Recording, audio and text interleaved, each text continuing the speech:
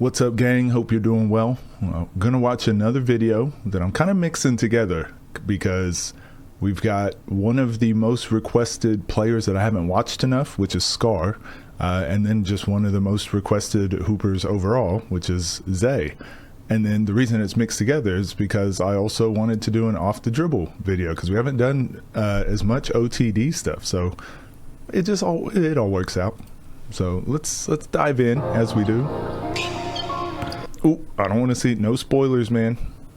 I was watching a movie trailer the other day and I was like, man, this movie looks really interesting. It was about like space and the human life going extinct, and it was raising a lot of questions. I'm like, man, I can't wait to watch this movie. And then it just like spoils it in the trailer, and I'm like, wait, I don't even care to watch this anymore. Ruined everything. Why do they do that?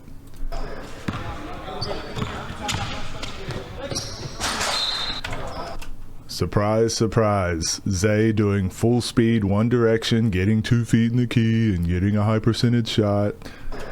Wow, Zay. So boring. Kids, take notes.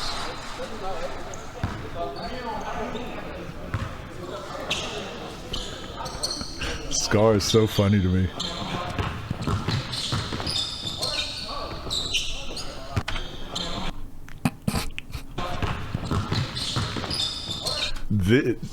So again, this is one of those things that people are going to practice this, or coaches, trainers are going to tell you like, you need this in your bag. But this all works because, so full speed right, plays the angles, gets inside the elbow, all the basic concepts we talk about, right? And then off the bump, he creates space.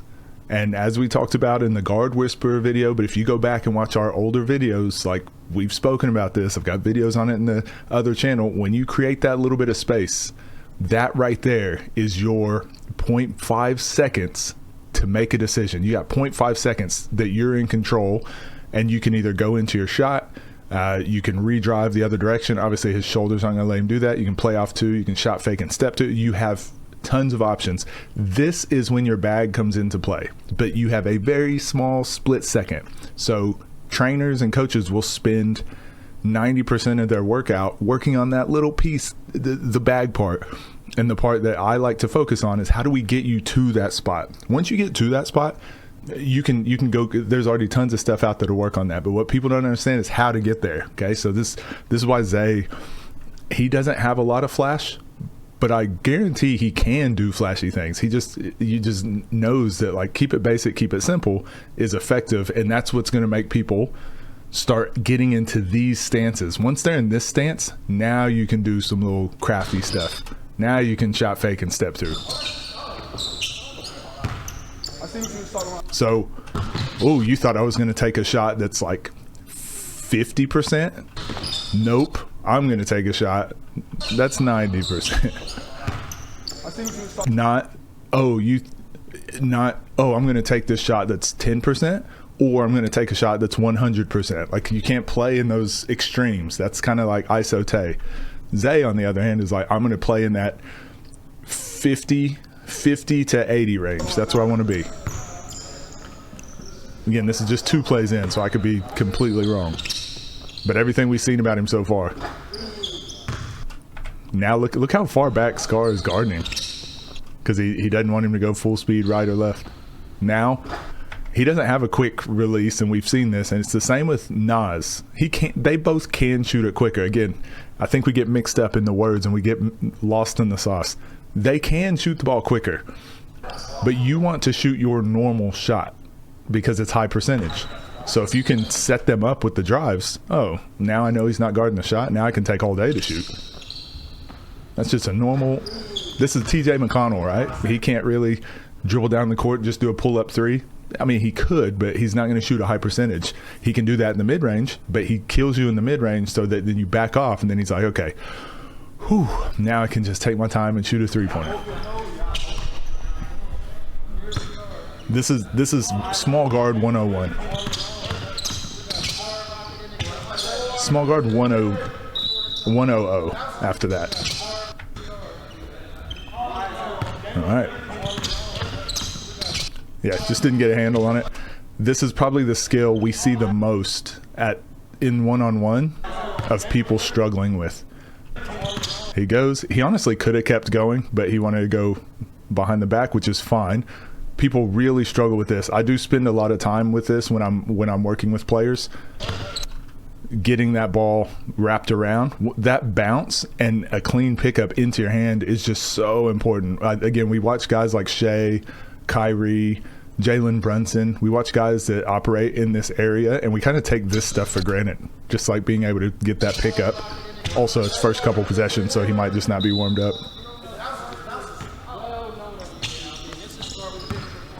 But it's hard to do.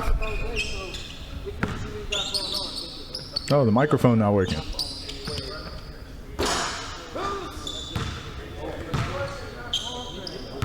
It's only the second game I think I've seen of Scar. He does a lot of this.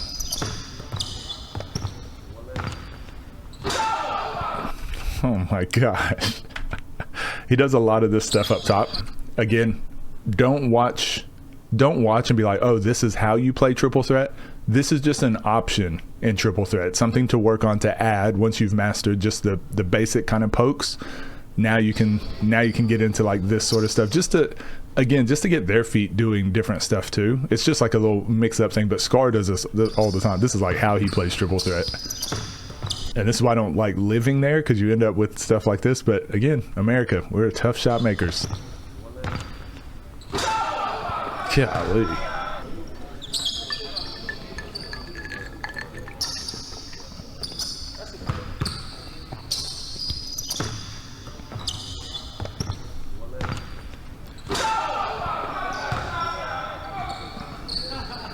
Sat in the background.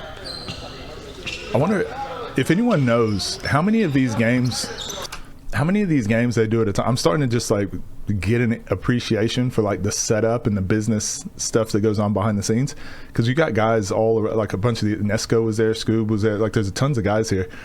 Do they all play like in the same day, and then you can get these episodes out over the next couple weeks or whatever it is? So you just do one event, do it all in a day or 2 days, and then you like work on the production part of it later? Or is this a thing that they go to weekly or daily? Like, yeah, how's it work? That's right. All tough shots for Scar so far. Bars. Double bars. Good hands. Isote was pretty good at this. Scar was pretty good at this last game, just like getting deflections.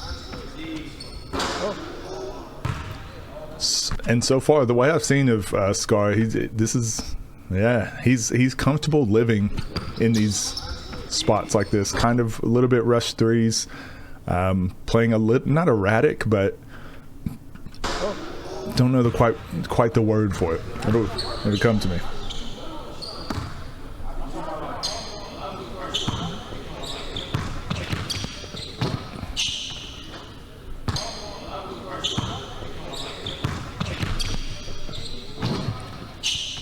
Protects the ball. Huge.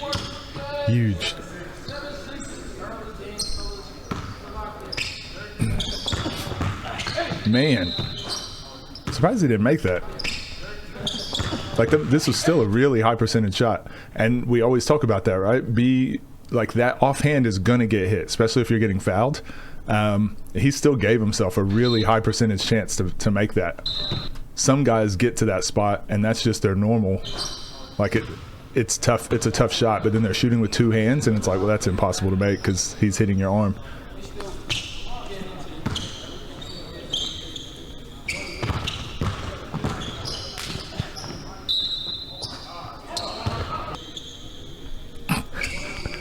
Same move. It's the same exact move. So a couple things here that we're starting to notice. Well, we already knew this about Zay, right? This is not surprising that he's going straight line drive, 2 feet in the key, playoff twos. Like that's been his thing since the first game I started watching him. But we're starting to see, like, defensively, guys are real liabilities against really efficient players. I think the best defense I've seen on a high level player was that Scoob versus Eugene game, and like Scoob still lost, but that was the best defense I've seen because he made Eugene do other stuff, like tougher things. You cannot, like, we all know this is what Zay wants to do, and it's easier said than done, but you cannot allow him to get literally the highest percentage shot in basketball 4 times in the first 5 possessions or whatever it is. So then when you're looking at high level play, this is why there's levels to it, right? So Zay, I think if he's on a G League team or still is playing G League, he's not even in the NBA, and he's getting the highest percentage shot in basketball every time on SCAR right now so far. Imagine that's Jaylen Brown. Like, that's just a dunk every possession pretty much. This is why we look at some of these guys and we're like, hey, why is this guy not in the NBA? It's like, we can't keep a guy from getting getting a layup. And so if SCAR played against Zay all the time, let's say they played every week, he would start learning these little tricks and things that he could force Zay into tougher spots. You're not going to stop a guy like this from scoring, but instead of ending up here, maybe he's just taking that little jumper from here. Maybe he's having to shoot a 3 with a hand in the face, whatever it is. When you start playing higher level players more often, or higher level basketball more often, you develop these habits that start making you realize just no more easy shots, no more. Don't just give people the easy solution, because then you're unplayable. You're unplayable. And we spoke about this a few videos back, that coaches I talk to at the professional level, what's the first thing you look for in an import? And they're like, if you can't guard, we can't use you. So if you can't guard a closeout, can't use you. And these aren't even closeouts. You're just standing there already matched up. So, and a closeout is harder to guard. So if you can't guard a closeout, you're not going to play a very high level.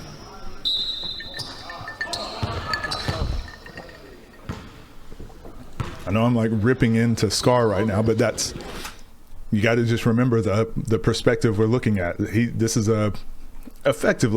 a professional player. Like, effectively, G League, he could easily play overseas, like the way he plays. He's a professional player. Like, SCAR's 21, I think we said last video. He's a young kid. These are the differences. These are the things you need to learn. Then adding your athleticism and those tough shots on top of this fundamental play, that's when you become a problem. He always removing clothing items when he starts giving up a run. So what can SCAR do here? We gotta start. Let's theory craft here. Look how he's defending. What's the problem? We talk about this a lot. What are your solutions? He's just on his heels right now. Zay sees this. He's like, oh, I can go right. I can go full speed right. Go full speed left. If I were guarding Zay, I would just start and people are going to look at him and be like, well, he's not as good of a shooter, so back off.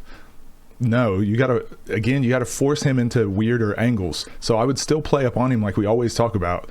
Hand on the hip to make him play a little bit defensively and try to force him one direction. He's good enough. He's still going to beat you the other way sometimes, but make it a looping action, just no straight line drives. And then if you can keep him outside the elbows, outside the blocks, if you've done that, then that's good defense against a guy like Zay. If you're consistently letting him get in the key, why not pressure up and force him somewhere else? He's already getting layup after layup on you. Why not? But instead we get stuck in our own brain of like, oh, he hit a 3, now I got to do this. Oh, he's done that. You're just reactive. You don't want to be reactive. You want to have a plan. So it's not, we're looking at the basket. What he could have done, it's up here. Defending up top is the problem.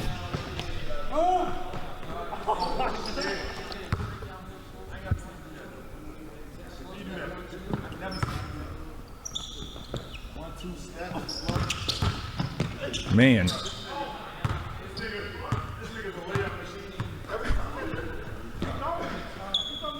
What's Scar saying? What are you supposed to do?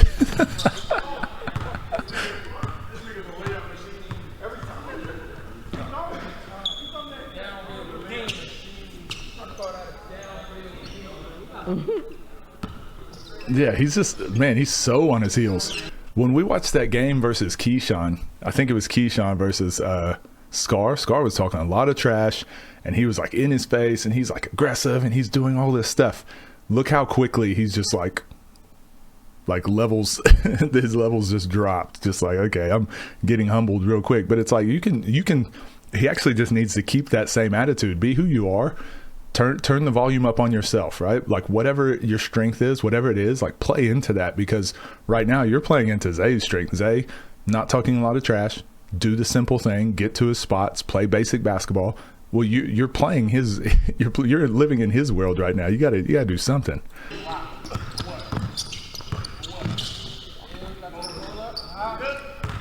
Made it more difficult. This happens to him a lot too, getting hit in the face.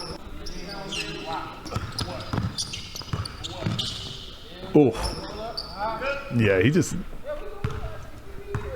plays defense with his nose.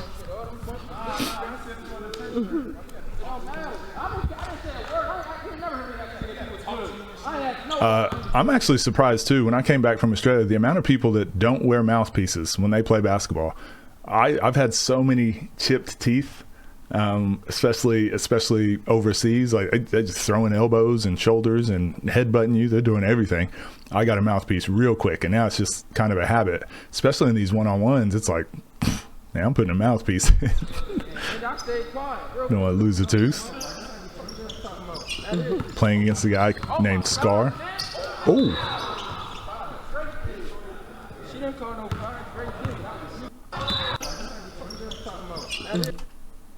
Travel, but not going to get called in one-on-one. Doesn't win that hand battle. Oh, hand way under the ball.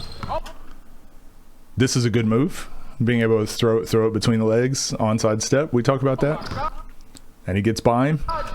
And then this is another one. Just guard, like at a high level, that stuff is just going to happen all the time. So this is why I'm so big and pedantic when we talk about our training and practicing. Like, practice like this is going to happen every play. Practice like this guy is going to reach across and foul you every play. Just always assume, because it's not going to happen when you're playing with your friends. So you're going to build bad habits, and you're going to play against a good player and just not be prepared for that. I was watching a college team, actually. I was sitting behind the bench at a college game this season. It was a women's game. And this girl kept getting pickpocketed like this. She was a freshman, just came in. She kept getting pickpocketed.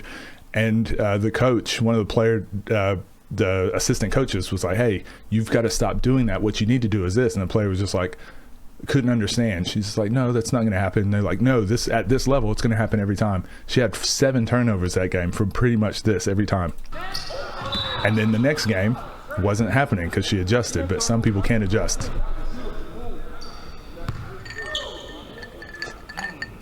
And it's just, that's the difference between high school and college.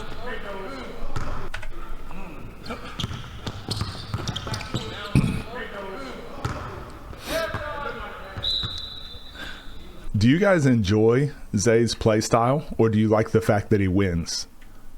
I like both.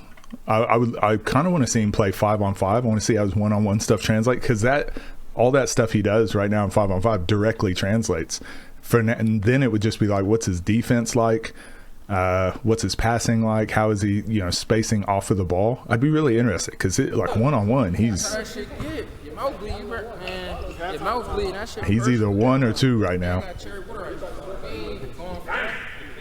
And the only reason I'd put him at 2, not because I've seen him lose, only reason I would put him at 2 is just like, it just looks too easy. It looks too easy, right? Can't be number 1. It looks too easy. That's literally the only reason I wouldn't put him number 1. It looks too easy. Sorry, Zay. Make it look tougher. He heard me. He heard me. Give himself a challenge. He heard me.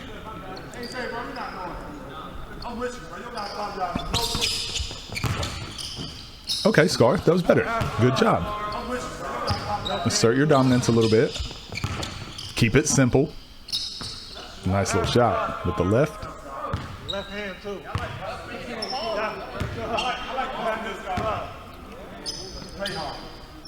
Come on.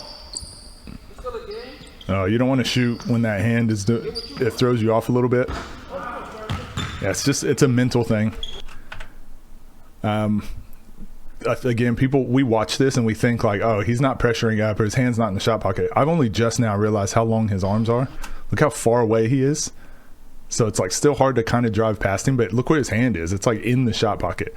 And also Scar's got he like brings it from over here. So yeah, this hand is definitely messing with Scar. We talked about it last video. You don't want to be going into your shot going, ooh, ooh, ooh, because you're like thinking about them getting their hand in there. You want to do what Zay did of jab. Oh, now I know I have enough time because how far you jabbed off. Take your time and shoot. You want it like mentally, you want to be locked in. You don't want your brain like hesitating when you shoot. So this right here, once you start doing that a couple times, you got to jab and get him off. Like you don't want his hand just to be down and you shoot, because then you're like, it kind of messes with you on the way up a little bit.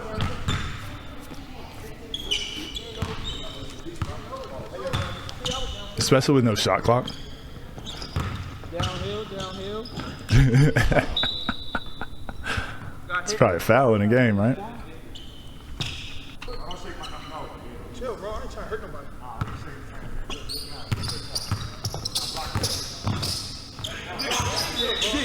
Man, where you going? Just go full speed at him. Excellent. We saw, this is the move, right? This is kind of the move I talk about that I don't like, and this is exactly why I don't like it. So watch how his balance is. So that negative step, shoulders facing away from the basket. He's like turned this way, and now Zay's gonna push him, and look where it sends him. Zay pushes him, and it's sending him now away from the basket, and now he ends up with a tough little runner.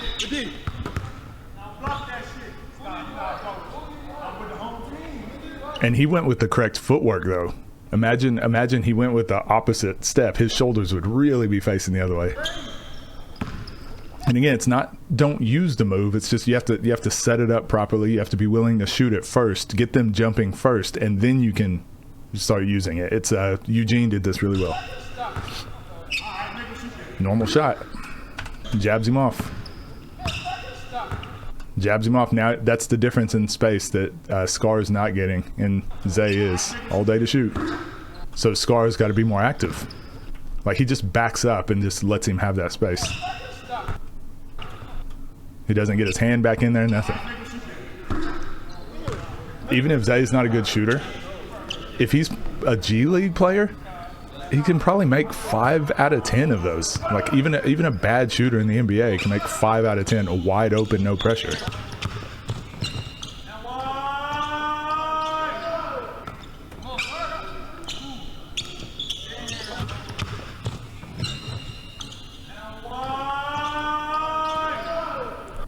This is one of the best feelings in the world. This is what you want the defense to be feeling.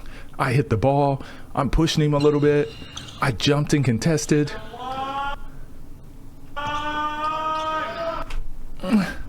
That's how you want them feeling. And how did he get him feeling this way? How's he got him frustrated? Just simple stuff. Keep it very simple. Then you can break. Once they're playing out of their comfort zone a little bit, that's when you can do other stuff. And that's when that other stuff works.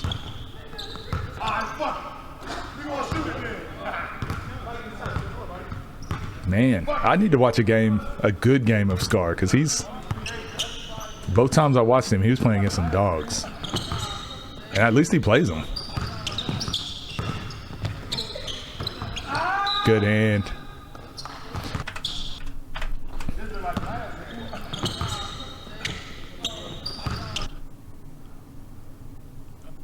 I think every time I've seen Zay get stopped, it was just him like using another move just because. He could still just go full speed.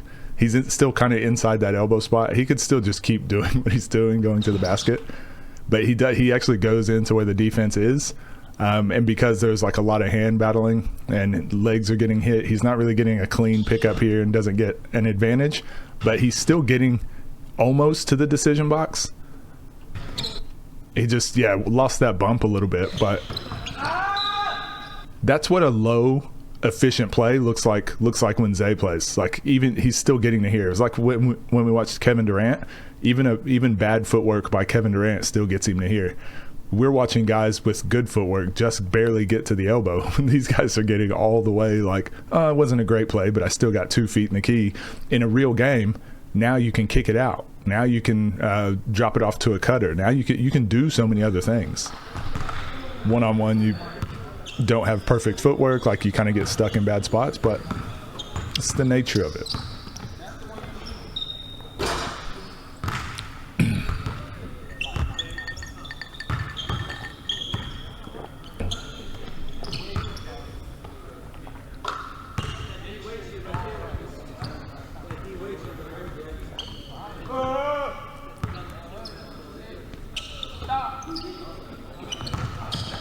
Hands.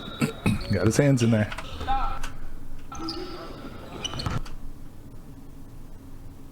That was kind of just a mishandle by Zay. He's got to get that ball further out. We probably wasn't expecting him to reach like that. Yeah, that Scar gets a lot of those, Tay gets a lot of those, but it'll get you in trouble against really good players. Like now that Zay's seen that, next time he'll be fine.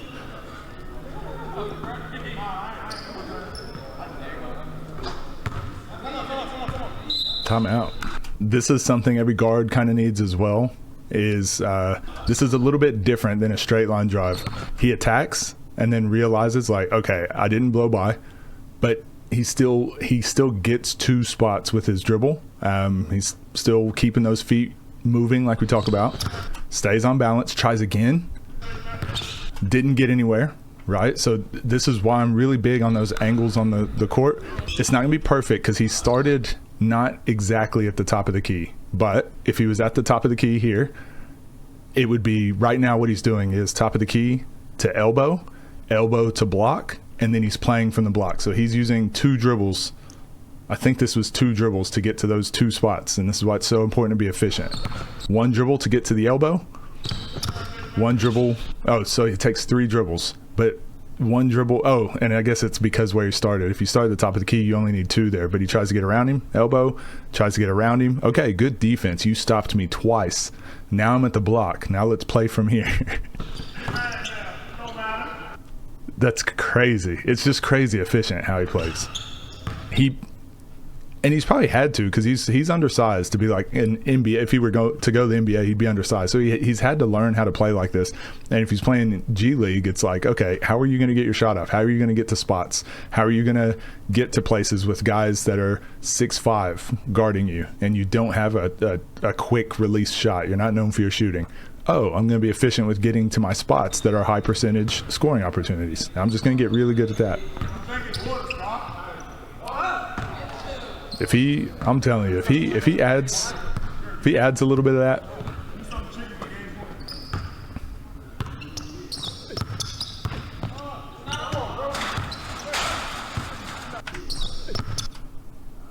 good drive.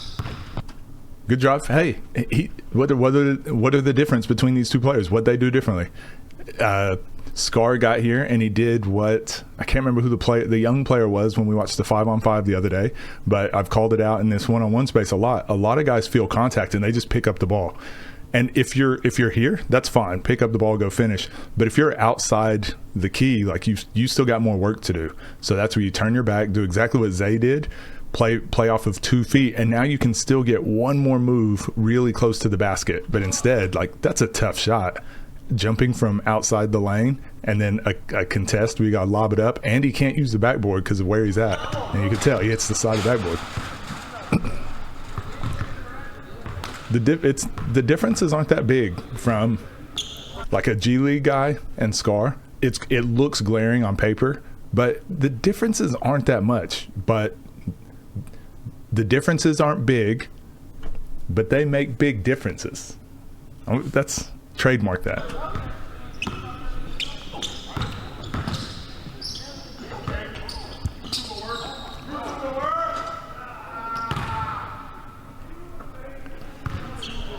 He's trying to get outside his bag a little bit to end it. I don't mind it, but it's scary in one-on-one.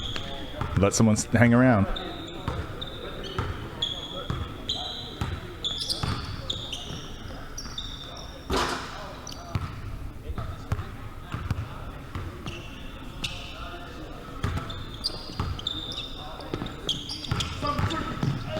Ooh.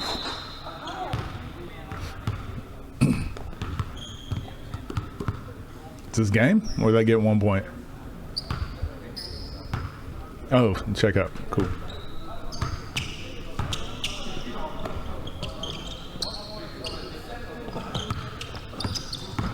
Oh, there we go. Here we go. Playing our angles. So he gets to the elbow. And now he's like, okay, you stopped me at the elbow. Now I'm going to redrive. This is the footwork that I think is best in this area. It's not the only footwork that you can use. I just think it's the most fundamental. Between the legs, try to go with the outside foot. Now drive at that angle again. And it was just not. Why didn't he cover distance? Let's see. Okay, he's still done a great job. So don't get me wrong. I'm just being pedantic. That first dribble, if that first dribble can take you like one more step forward, and then your second dribble, you're right here in the middle. It would have been like ideal, but Scar played decent defense, so still gets a very high percentage shot. Even though it looks really weird, that's still pretty high percentage for good defense. And I was thinking out loud. I wasn't giving Zay notes or saying he messed up. It was just like, what could have been done better?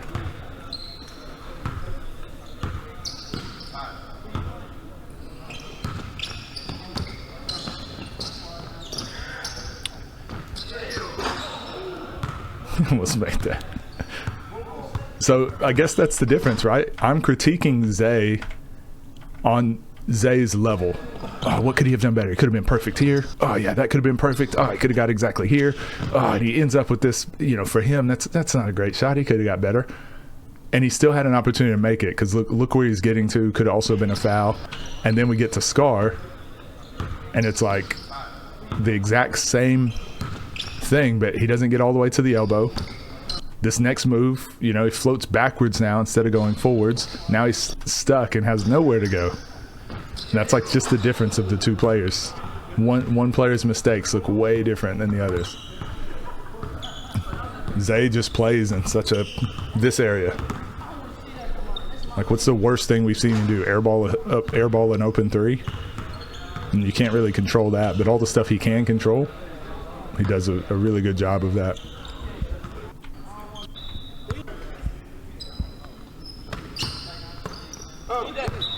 I told you, long arms.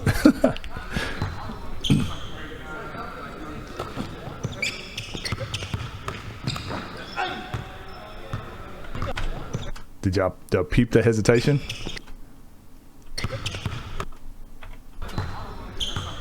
This is similar to that Drew Hanlon stuff we were watching, except this is off the triple threat. He steps and then go like, what do they call it? A scissor step, I think it is, when you have the ball and you do that.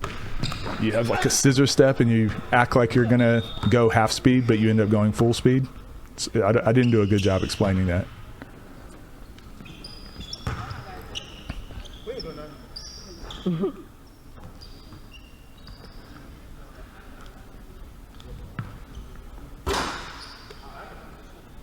Again, hand down, so it probably feels like a good shot, but he's probably thinking about him deflecting the ball that whole time. Man.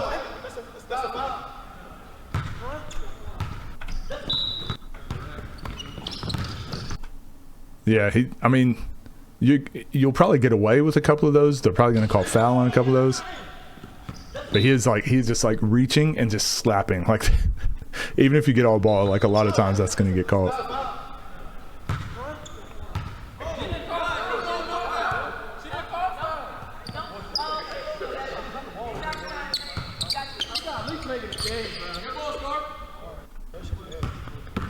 Wait, did she call foul? And they didn't. They go, nah. Women, get back in the kitchen, huh?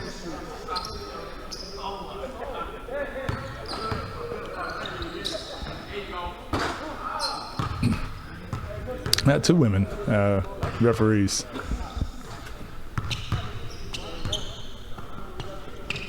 Dope. Ooh, to the elbow.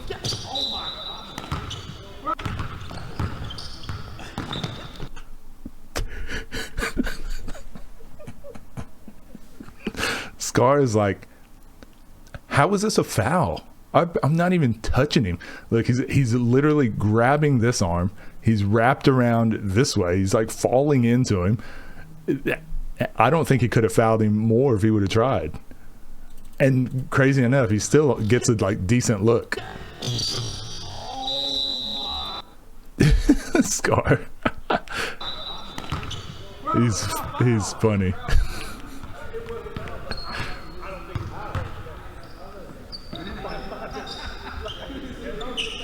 That's funny.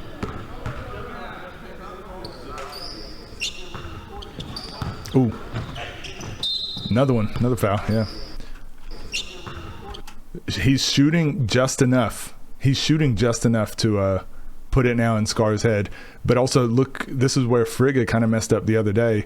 Zay stayed really low and kept his core and this foot loaded up on the shot fake. So a lot of people will get out of their stance on a shot fake. Watch how low he stays, so he can just explode straight away. And this is the footwork. This is the ideal situation. This is the footwork I teach, and this is why I teach it so much.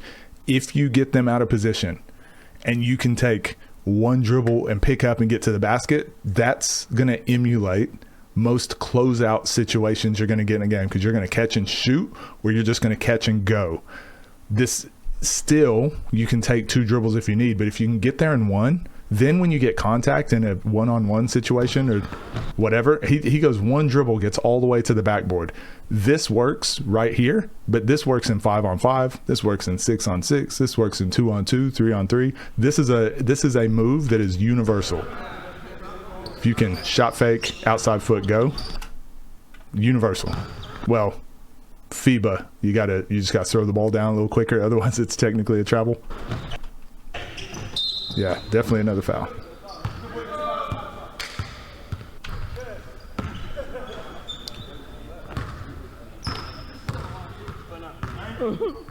I prefer the free throw for the ball.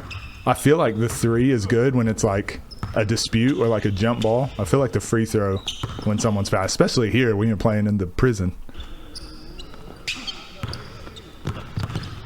Oh. Why does this shot go in, guys? Why does this shot go in? Protecting it.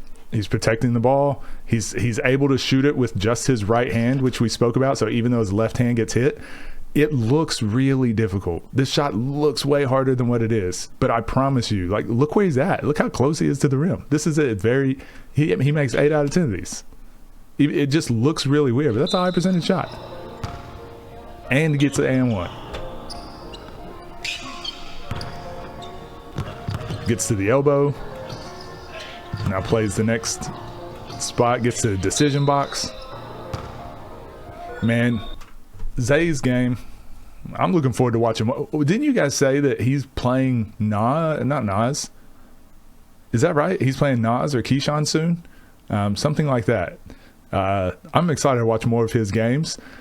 I think Zay, Nas, Eugene, I don't know if Eugene's really like on the one-on-one scene, Keyshawn, guys like that, we're starting to see, like Rob, we're starting to see real hoopers, like real legit hoopers doing this. Imagine what this is going to look like in like 4 years. It's going to be like different divisions, weight classes. It's going to be like, if you've played at this level or higher, you're going to play at this level.